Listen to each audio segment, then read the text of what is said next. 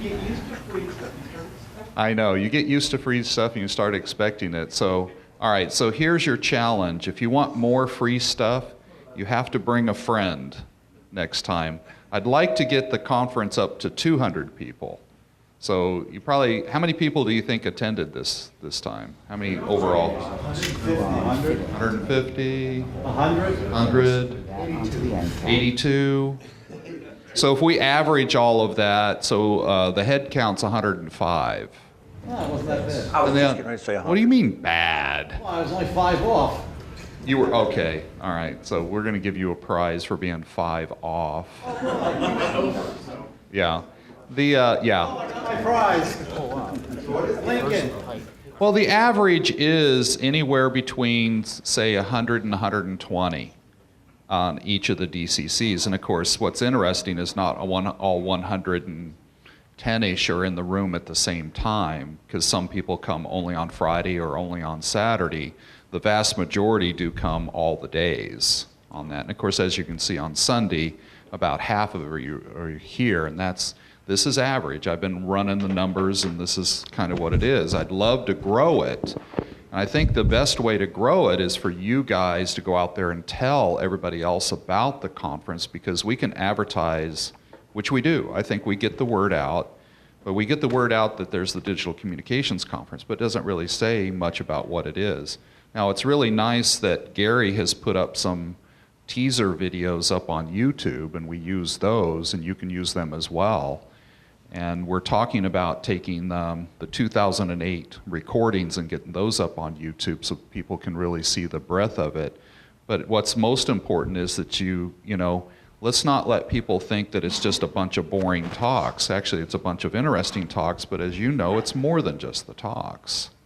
All right, so I need you guys to go out there and talk it up, and let's get some more. If we get more people, I can bring the price down and give you more free stuff. How's that? What about adding in PowerPoint slides and such so that we can go back to our clubs and say, here's... Those are posted. Those are already, if you go to tapr.org/DCC, and I think you find the link that says past ones, we put all of the abstracts, we collect the PowerPoints, we put those up there. The people who want to donate their paper, we put it up there. The proceedings are always for sale from the ARRL or TAPR, okay? So of course you can go back and show them the proceedings on that, okay? Does that help? And you had a question back there? I was just going to say, I found out about this through a local, or through a Yahoo group, but I don't remember anything being talked about by the local clubs. Do you let them know that? The best way we let your local here in the Maryland area is, that's what we depend on our local hosts to do, is to get the word out in the local. And we'll do flyers, we'll get those if there's, for example, an amateur radio store. You know, if you're lucky enough to have one of those, get the flyers in the store. The hangouts for the hams, like Dunkin' Donuts, you know, those kinds of things. So we kind of depend upon the local. Now take, for example, we're working on Atlanta. Now that'd be a challenge, right? So many hams on that. There's so many hams, so how do we reach those so that they know that they're local, you know, and reach out to them? I'm sure you'll find ways to do that. There are ways to do that. So I'm confident we get the word out, but what I'm not confident is that people understand what that word means, right? So when you're actually here, you go, oh, okay, that's what it's all about. And then you become part of the traveling roadshow, right? The flying circus. Yeah, the flying circus. What percentage of the locals are typical? Okay, the percentage is around, what we've noticed is about 20% of the attendees is local.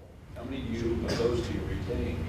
Oh, how many of those we retain? A handful, because many times people come up and say, you know what, you know, I discovered you at my local one, now I travel to all of them. I hear that a lot.